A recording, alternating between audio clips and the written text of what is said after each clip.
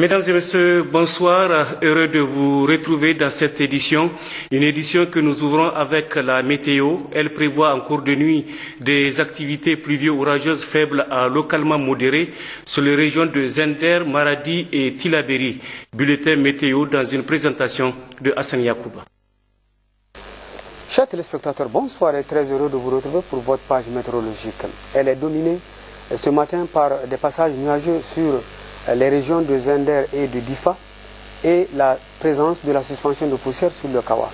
Cet après-midi, l'apparition très tôt des formations pluvio-orageuses a marqué donc le temps sur notre pays. Ainsi, à 18 h locales, on note donc la présence d'une zone pluvio-orageuse assez vaste qui s'étale de la région de Zender jusqu'au nord du Nigeria. Des cellules pluvio-orageuses également sont observées sur l'Ader. Ainsi, il est prévu en cours de nuit des manifestations pluvio-orageuses faibles à localement modérées sur les régions de Zender, Maradi et sur le nord de la région de Tillabéri. Des passages nuageux probables sont prévus également sur la région de Niamey. Demain matin, nous prévoyons des faibles activités pluvio-orageuses sur le sud-Ader et sur l'Arewa. Des tendances orageuses également sont prévues sur le Dandi. Des couvertures nuageuses assez denses sont prévues sur le centre des régions du fleuve ainsi que sur le sud des régions de Maradi, Zender et de Difa. De la suspension de poussière également est prévue demain matin sur la partie nord la partie nord de notre pays. Voilà, chers téléspectateurs, l'essentiel pour votre page météorologique. Je vous remercie et à demain, Inch'Allah. Clôture hier au Palais de Congrès du colloque international francophone sur la mise en œuvre des socles de protection sociale universelle dans les pays francophones, co-organisé par le CESOC et l'Union des conseils économiques et sociaux et institutions similaires des États et gouvernements membres de la francophonie. D'importantes recommandations ont sanctionné la cérémonie officielle de clôture qui a été présidée par Moussa Jamakoy, président du CESOC, Gérard Ablaziz et Mahmoudou Adamou. Le colloque international qui a duré 2 jours à Niamey a permis aux participants d'identifier les difficultés rencontrées dans la mise en œuvre des socles de protection sociale universelle. Des recommandations ont été formulées pour leur mise en œuvre meilleure et effective. L'élaboration d'une politique de socle de protection sociale nécessite une volonté politique assise sur un processus démocratique et se traduisant par l'adoption d'un budget social clairement identifié au sein des finances de l'État. Des sources de financement pérennes et principalement nationales doivent être définies, alliant chasse aux inefficiences et mobilisation de taxations nouvelles sur des bases larges et ou sur des richesses nationales naturelles ou nouvelles, comme le chiffre d'affaires des opérateurs de téléphonie. La couverture par la protection sociale de l'économie informelle, prépondérante dans la sous-région sahélienne, est un enjeu clé qui relève d'une approche combinant dialogue avec les populations, définition d'une offre de prestations attractive, système de gestion participative et transparente, ainsi qu'une distinction entre les personnes potentiellement solvables pouvant contribuer et les catégories très vulnérables. Les systèmes mutualistes, souvent anciens, mais qui ne couvrent qu'une faible partie des populations, sont à la fois une source d'inspiration pour la gouvernance des systèmes de protection sociale universelle à construire et des partenaires à intégrer avec doigté dans ceux-ci. Ils sont emblématiques de l'importance d'associer les populations à la définition des politiques. Enfin, pour continuer à soutenir activement cette dynamique, plusieurs participants ont demandé à ce qu'un comité de suivi soit mis en place au sein de l'UCESIF afin de préparer une nouvelle rencontre sur la mise en œuvre de la protection sociale l'an prochain. Michel Toussaint, le secrétaire général de l'Union des conseils économiques et sociaux francophones ICESIF, institution qui a co-organisé avec le CESOC cette rencontre, a insisté sur le suivi des conclusions de Niamey. Des conclusions que les institutions partenaires dans l'organisation de ce colloque, notamment l'OIF, par le biais de la représentante de son secrétaire général, Nokerman Caroline, ont souhaité partager lors des futures et prochaines rencontres internationales. En mettant fin à la rencontre, le président du CESOC, qui a affiché un certain optimisme par rapport à l'atteinte des objectifs poursuivis, a exhorté les pays francophones à redoubler d'efforts. Si la mise en œuvre des socles de protection sociale universelle est aujourd'hui devenue une exigence fondamentale dans nos pays, la réussite de cette entreprise est liée aux efforts que nous sommes tenus de fournir pour améliorer la gouvernance politique, économique, administrative et juridique.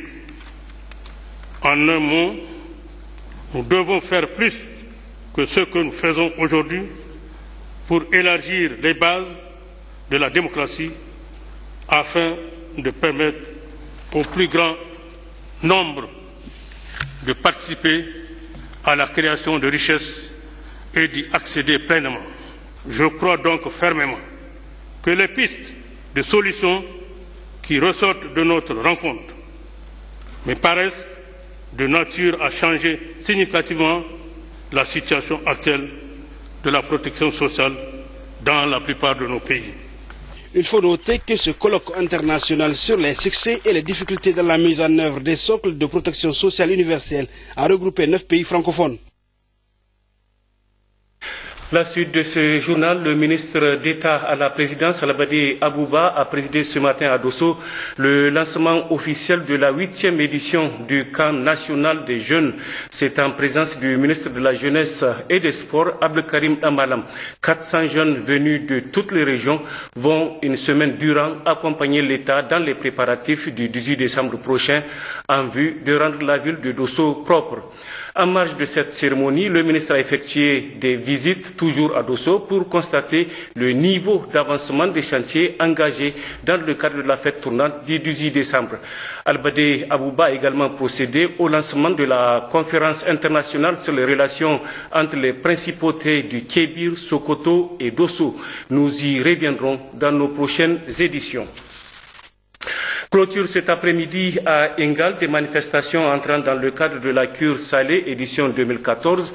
C'est sous la présidence du directeur de cabinet du ministre de l'Élevage. Nous y reviendrons également demain. En attendant, nous vous proposons de suivre ce reportage sur la participation de la région de Tawa aux festivités de la cure salée édition 2014 à Engal. Reportage signé Absot Aboubakar et Yazirabio. Située dans le département d'Engal, région d'Agadez, la vallée de l'Iraser a des années durant servi de cadre de retrouvailles aux éleveurs des différentes contrées du pays et même des pays voisins. Plus connu sous le nom de cure salée, ce rassemblement annuel des éleveurs tire son origine depuis longtemps. L'Iraser, il est important de le souligner, a la particularité de disposer des eaux de surface et du pâturage riches en sels minéraux. Voilà l'une des causes pour lesquelles éleveurs et cheptels convergent chaque année dans cette zone. La cure salée, c'est également des moments d'allégresse et de convivialité. La cure salée, cette année, pour nous, ça représente un cadre de la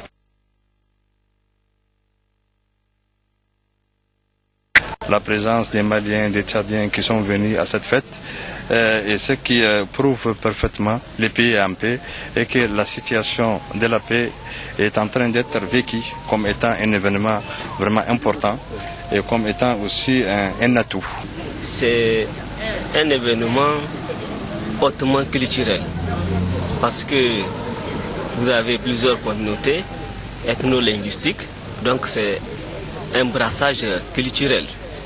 C'est également une manifestation touristique et économique, parce que vous avez vu les différents stands, et il y a beaucoup d'événements. Le commerce à l'occasion de cette fête est également florissant. La région de Tawa, comme toujours, participe activement aux festivités commémoratives de la cure salée. Cette année, ils sont nombreux, artistes, artisans, chameliers et autres venus pour la circonstance. Comme les années antérieures, se fait représenter dans toutes les disciplines. Et déjà, 2 éleveurs ont été honorés. Il s'agit de M. Ibrahim Mohamed, propriétaire de la ferme de l'Espoir d'Abalak, et Maria Mohamedou de Baga, département de Tawa. Le 11 septembre dernier, vous vous en souvenez, un aéronef de la Direction générale de la protection des végétaux a raté son décollage sur la piste de Tessawa. À l'issue de cet accident, l'avion est endommagé et pour constater cet état de fait, une mission s'est rendue hier samedi sur les lieux de l'accident. Maman Oumarou et Adina Al-Galas. La mission est composée d'une équipe de la compagnie d'assurance SNAR Lema, l'assureur de tous les aéronefs de la Direction générale de la protection des végétaux.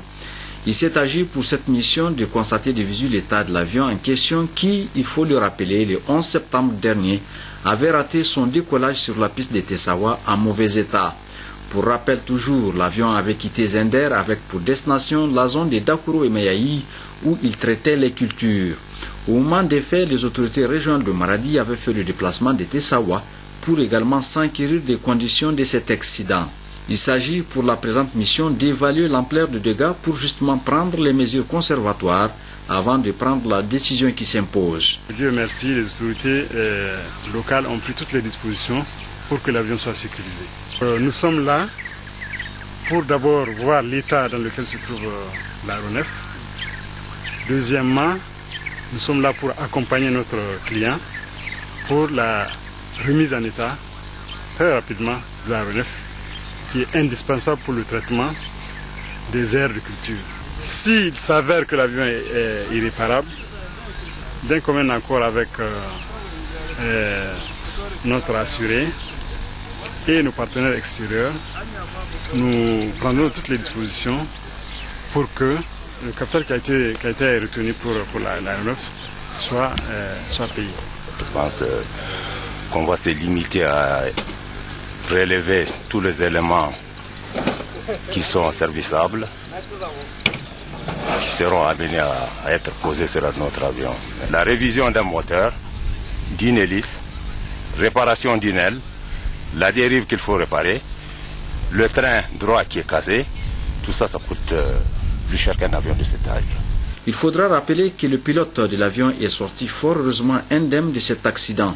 En attendant, l'on attend le rapport de la gendarmerie nationale qui, en ce moment, avec les autres forces de défense, sécurise l'aéronef accidenté.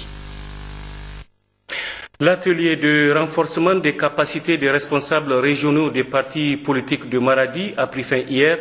Les participants issus des formations politiques régionales ont échangé notamment autour du thème équité et égalité dans la participation des hommes et des femmes en politique. Précision avec nos reporters Maman Oumarou et Adina Al-Galas. Il s'est agi au cours de cet atelier qui a duré 2 jours du renforcement des capacités des responsables régionaux des partis politiques en vue de la promotion de l'équité et de l'égalité dans la participation des hommes et des femmes en politique.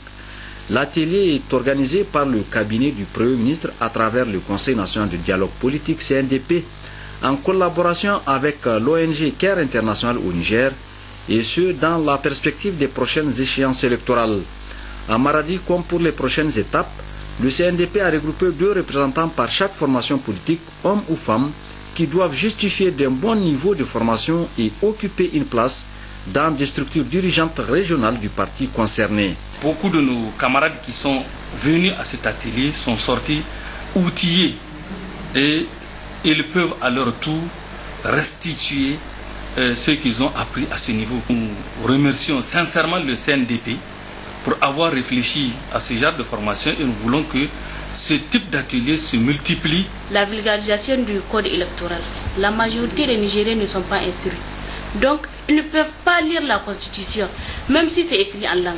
Ils doivent vulgariser ça et promouvoir ça encore. Approche participative, l'atelier a permis des échanges interactifs entre les participants, des discussions, débats en plénière et ou en groupe.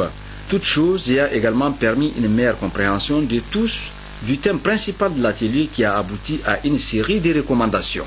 À l'État, une décentralisation du CNDP, la vulgarisation de la Constitution à tous les niveaux, le respect de quotas dans la nomination et postes électifs, harmoniser les actions des acteurs du développement, créer des cadres de suivi des applications et des dispositions relatives à l'équité et l'égalité. Intensifier les formations des responsables des partis politiques à travers les ateliers. utilisation rationnelle des fonds de subvention aux partis politiques, la formation des militants, la vulgarisation du code électoral et la charte des partis politiques, le respect du quota dans les instances décisionnelles des partis politiques, le respect des lois et textes fondamentaux de la République, cultiver l'alternance démocratique dans les partis politiques. Poursuite dans la région de Difa de la campagne publique qu'organise le projet Paix à travers le développement PDF2. La mission a rencontré les populations du village de Abouram Ali. Compte rendu avec Amadou Hassan et Harouna Sanda.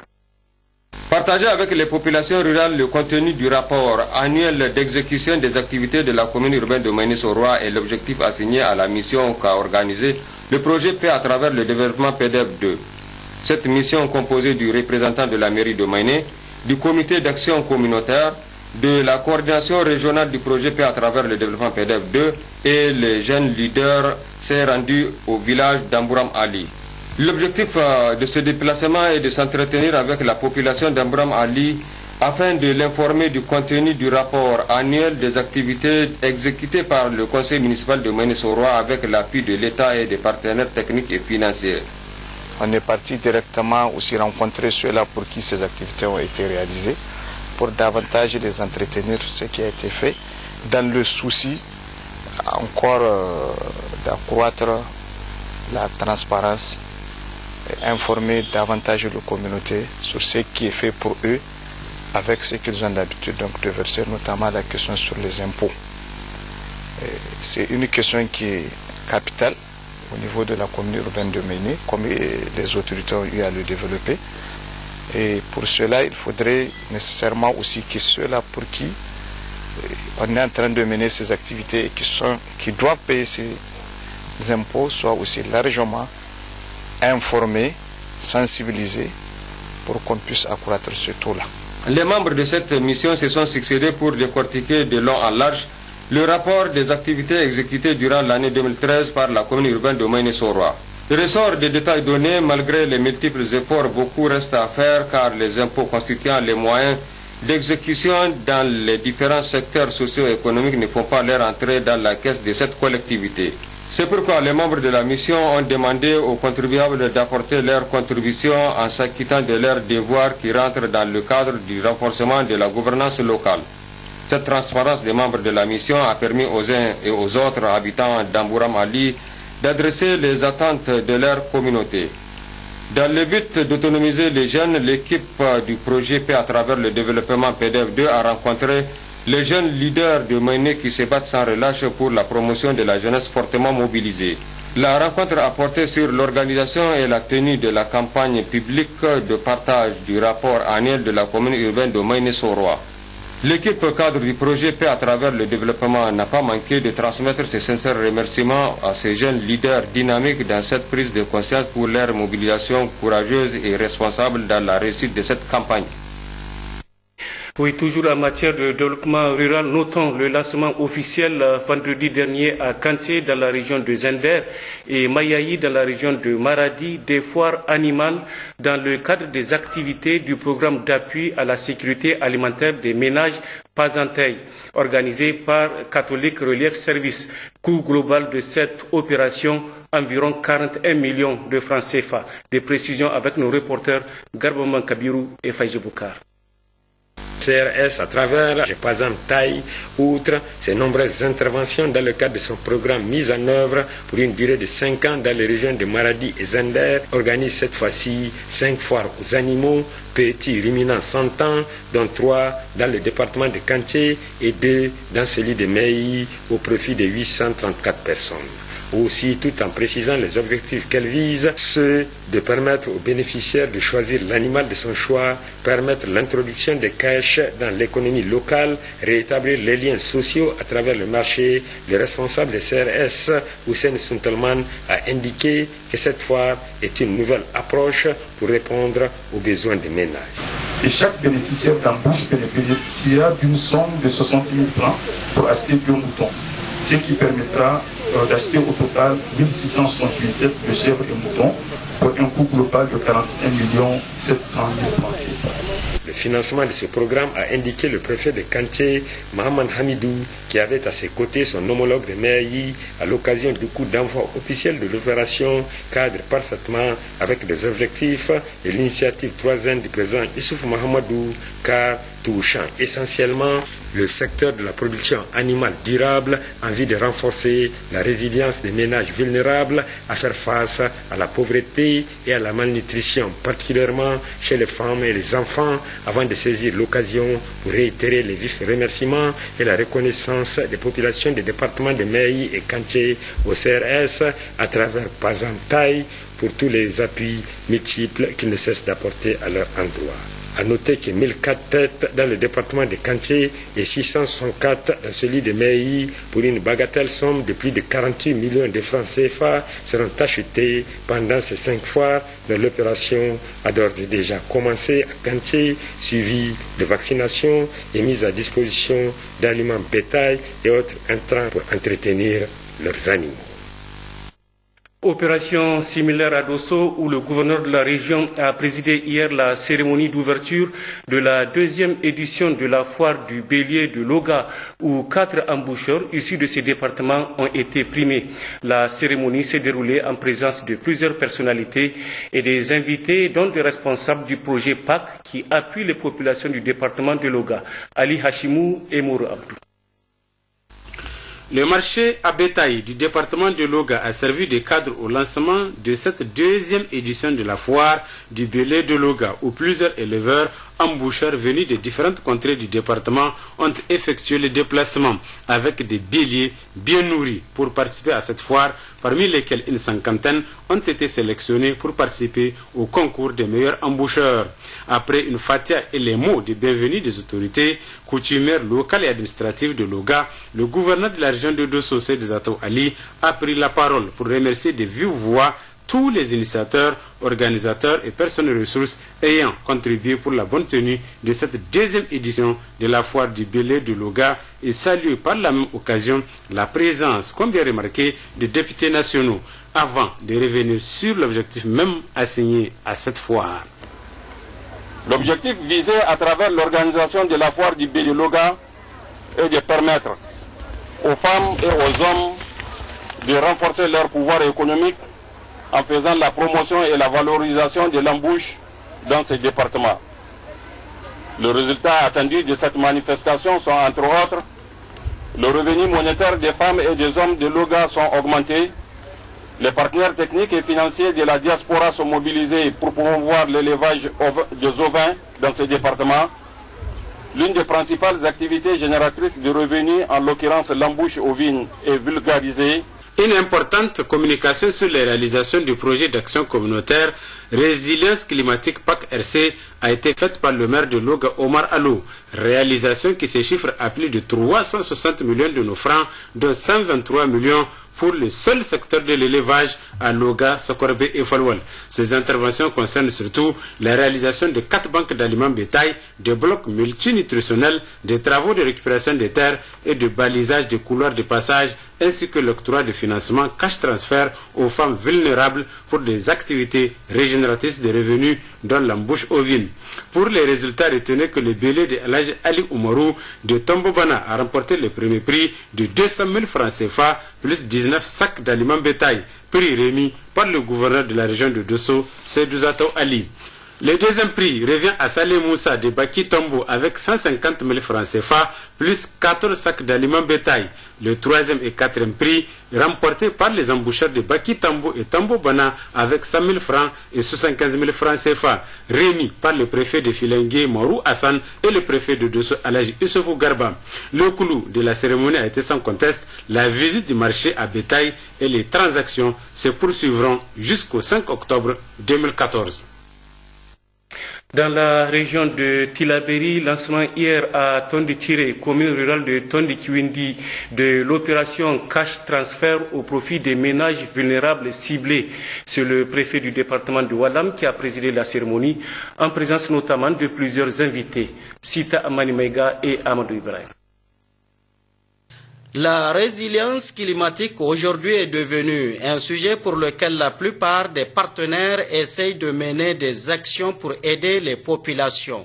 C'est dans ce cadre que le programme d'appui communautaire et à la résilience climatique PAC-RC, projet gouvernemental financé par la Banque mondiale, a décidé d'appuyer les populations du village de Tondikirei dans la commune rurale de Tondikwindi en cash transfert.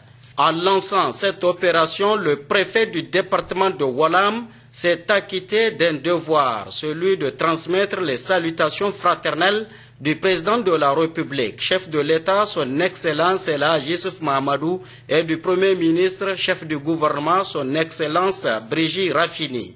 Le préfet Adamou Namata a-t-il rappelé d'abord les multiples actions que mène le PAC-RC dans la commune rurale de Tondikwindi. D'abord, la vulgarisation des semences améliorées, l'aménagement des espaces pastoraux, la récupération des terres dégradées. S'agissant du cash transfert, 75 ménages vulnérables ciblés sont concernés pour cette première phase. Chacun recevra chaque 2 mois la somme de 26 660 francs ainsi que des bons d'achat. Selon Adamou Namata, déjà des opérateurs économiques ont été ciblés pour leur proposer une certaine gamme de produits alimentaires. Poursuivant son allocution, il a souligné que ces actions s'inscrivent dans la droite ligne de l'initiative 3N du programme de renaissance du président de la République. Car ce genre d'activité favorise les populations vulnérables à la résilience climatique. Il s'est dit satisfait quant à l'exécution de cette activité. Auparavant, le chef de canton et le maire ont respectivement pris la parole pour souhaiter à la délégation la chaleureuse bienvenue. Et au nom des populations, ont demandé au préfet de transmettre en retour leurs salutations, encouragements et soutien au président de la République pour toutes les actions de développement dont elles sont bénéficiaires.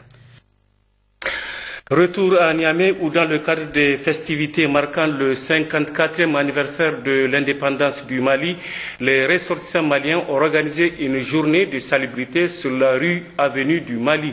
Cette opération était placée sous la présidence du gouverneur de Niamey. Compte rendu Abdelrazak Amadou et Jibril Askou. Très tôt ce matin, les ressortissants maliens au Niger se sont mobilisés balai en main sur l'avenue du Mali, la route menant de la FCEJ au Châteauneuf de Niamey. En présence du gouverneur de la région de Niamey, du maire central et de plusieurs autorités de la ville de Niamey, cette action entreprise chaque année dans le cadre de la célébration de l'indépendance du Mali est saluée par les autorités de Niamey. C'est vraiment un bon réflexe et c'est une très bonne chose pour nous. Parce que quand les Maliens eux-mêmes s'organisent pour prendre en charge, en tout cas l'entretien de la voie qui leur est dédiée par la République du Niger, je pense que c'est un bon signe. Mais nous avons une vision beaucoup plus grande, beaucoup plus large que celle-là. Parce que la colonie malienne vivant à Niamey est considérée aussi des Niaméens. Donc ils sont aujourd'hui des Nigériens. Ils vivent avec nous. Nous pensons que cette action ne doit pas s'arrêter ici seulement sur la rue du Mali. Il faut que chacun de nous, de retour à la maison, essaie de contribuer aussi à balayer. Les ressortissants maliens au Niger réunis autour d'une même table de cohésion sociale, de tolérance et de la paix. C'est d'ailleurs sous ces signes de la paix qu'est placé ce 54e anniversaire. Cette année, nous la plaçons sous le signe de la paix. La paix parce que notre pays est en train d'engager un long processus de négociation à Alger. Et ce processus, c'est justement pour la paix.